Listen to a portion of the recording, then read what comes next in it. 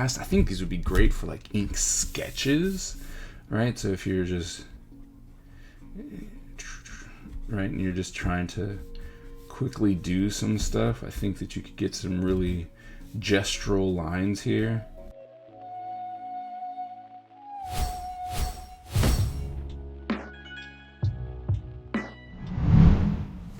Hello everyone, and welcome to another episode of Is It Worth It, where I go around the world and the internet looking for art supplies that might help you in your artistic journey.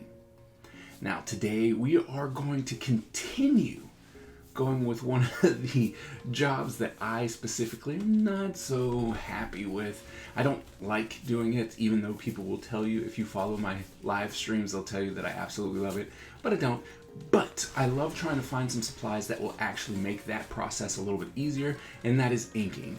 And today's product is the Pigma Professional Brush. I picked these up because it says professional brush, so I'm really excited to see whether or not they are any different than some of the other brushes. And we've got 3 brushes to look at: the fine brush, the medium brush, and the big brush. So I'm really looking forward to seeing how they'll be different and whether or not they're actually worth it. So come on, let's go check them out. All right, so let's see, the Pigma Color Technologies Professional Brush from Sakura. It is on a piece of thin chipboard with plastic, right? Nothing special. Lets you see the marker or the pen. It says color is indicated on the cap. It is black ink in archival quality, waterproof. That's pretty much it. Resistant. Let's see. It's archival. Pigma ink is waterproof and fade resistant on fine paper. Flexible artist brush. Excellent bounce.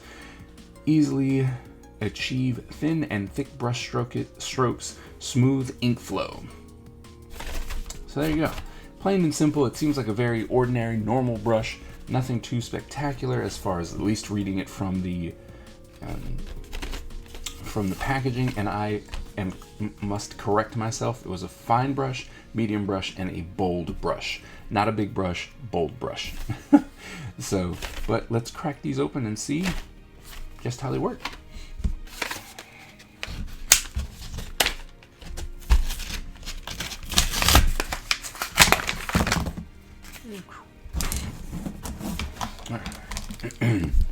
So that's a nice feel, right? They're not too big, not too small. Feels nice. It's sturdy, right? The hull isn't really bendable, so it's pretty sturdy pen. I like that. It's got multiple points on the cap to keep it from rolling. So, right, you can't. It's like it'll stop that. That's a nice design. I like that a lot. The fact that it has these 3 points, the tri-tip here to make sure that it doesn't roll too far, right? So that's very nice. I like that. It's got a nice connection to it. You hear the snap.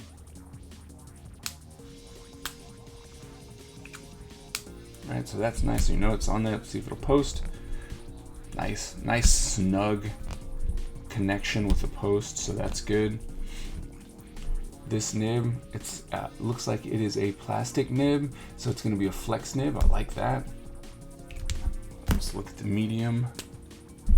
Oh, that's a nice. See that? It's a nice, seemingly thick brush. It'll probably have some nice give to it, but hopefully it's also a bit sturdy. And then, oh, look at that. That is a big one, right? Nice brush, looks nice, sturdy. So we're gonna try them out. All right, and as usual, we are just using a 300 series Bristol paper, so that if you want to try the results as well, you can do that. All right, we're gonna start with now we're gonna start with fine brush. Let's see. Ooh. Okay. I don't know. This brush might be Might be a little DOA. Let's see if we can warm it up and see if the ink flow will happen, because right now it's constantly like breaking apart. You see that here? The line keeps breaking, so it's not necessary. I mean, I think that it is a manufacturing thing, because the faster you go, the more that it breaks apart. Like, it might just be the actual nib is kind of broken, because right now the flow seems nice, but it's not consistent if you keep it going. Right, like, it just, you see that? It just keeps breaking, like, the line. So that's kind of sad. But with smaller lines, when the brush doesn't have to do anything, right, it seems to work pretty well. If you do it slower, but even if you're doing it slow, it still breaks apart at times. So the small brush is not exactly what I would like, just due to the fact that it is like fraying towards the end of my mark. So I don't know whether that's the brush or if it's just what it's supposed to be. So I'm gonna move on to the medium brush. See, the medium brush doesn't do that. Yeah, so I think that it's a manufacturing error, because the ink flow worked really nice. It's just kind of breaking apart, which is what wasn't very helpful. But the medium brush gives you a nice ink flow, right? Like, it stays consistent. You can go from thick to thin.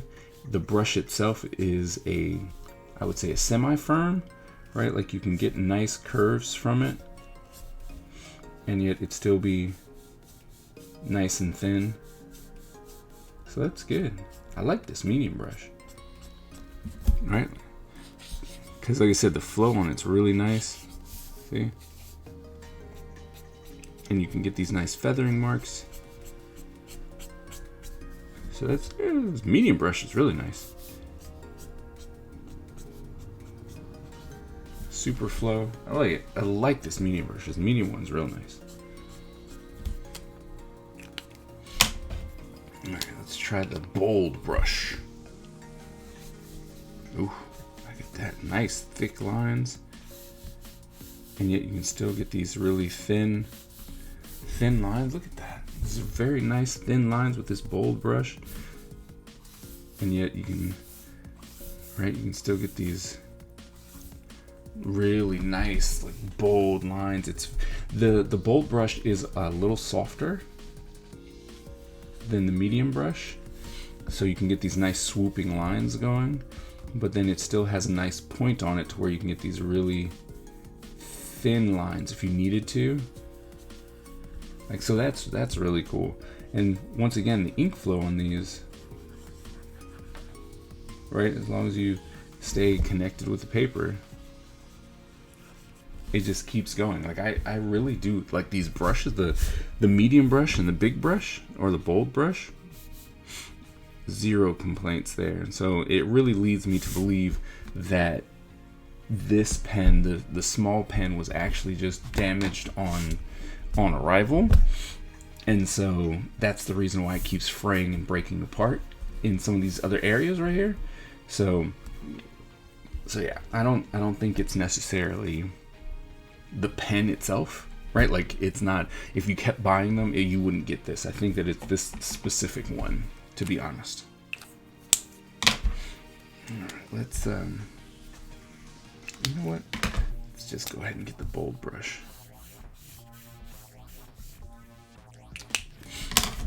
Into a couple lines there.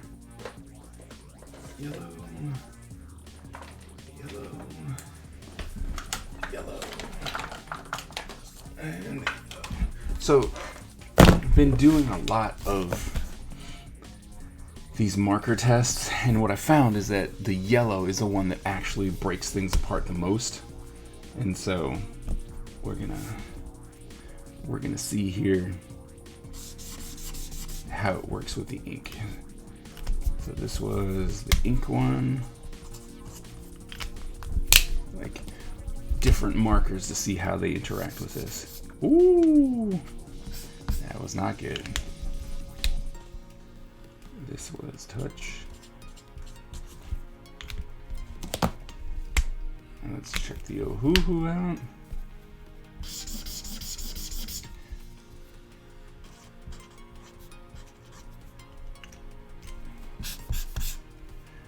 And then lastly, we'll try Olo.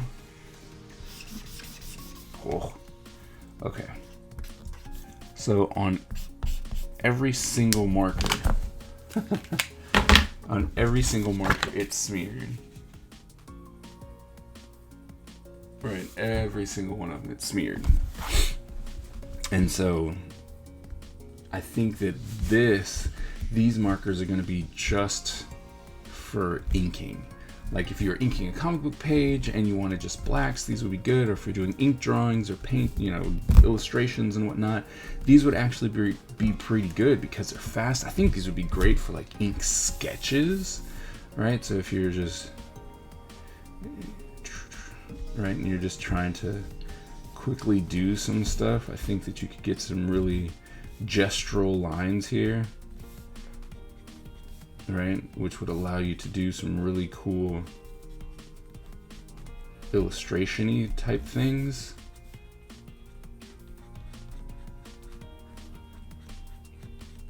Right? I think that would be really cool. And the flow on the ink is really, really fast and consistent. So I think that that's really good. But if you're trying to do some marker on it, it's gonna smear. Like it's gonna smear on every single marker here it's smeared with. And so that is something that you really have to keep in mind if you're actually gonna be using markers, is the fact that how the ink interacts with something that's an alcohol-based product, which most markers are. And with this one, it just seems as though the ink itself is pretty good, but it does not work with markers. Like it just pulls up the ink and it smears it. So you will not get a real professional quality if you land your marker over your inked line, because then it's gonna ruin it. But I wonder, like coming over marker. So if you did the marker first and then you did the line over it, you might be able to get something, but it seems no, because how will you look at that? The ink, as it dries, you can actually see the marker underneath it. So it's not even opaque. It's not an opaque ink, so that if you did the marker and you're trying to do ink on top of it, you'd still see the marker underneath it. Wow, that might give you a really cool effect. Right, it might give you a really cool effect. It's not necessarily what you would want. You'd want a nice opaque line to go over your markers. So, all right, so we just got done reviewing the Sakura Pigma professional pens or professional brushes. And I mean, for what I would need them for the versatility that I would need my inking utensils to work with, these were not the pens that I was looking for. But if you were looking for something to do some sketches with, or to do inked drawings and illustrations, they're actually pretty nice. The ink flow is good, the brush quality is good. It's like semi-firm with the medium brush, and it is more flexible with the bold brush. Can't really say much for the fine brush because it was pretty much broken, right? It frayed the whole time, so I can't really speak on that one. But I don't know, like I wouldn't pick these up. Like personally, I wouldn't pick these up because they don't give me the versatility that I need for an inking brush. But as I mentioned before, if you are trying to do more of a ink illustration or sketch, and you're just trying to put down ink, these are nice because they do have nice ink flow. But I would probably go and get a different brush all around, something that had a little bit more versatility. Well, that wraps up today's episode. I hope that you learned something, or that you were able to get a little bit of information that you needed that will help you with your artistic journey as you move forward. Now, if there's any type of materials that you would like me to look at and review, please drop it in the comments below and I will add it to the list. If you are new to my channel, please go ahead and hit that subscribe button so that you can get notified every single time that I drop new content. Thank you all so very much, and I will see you at the next episode.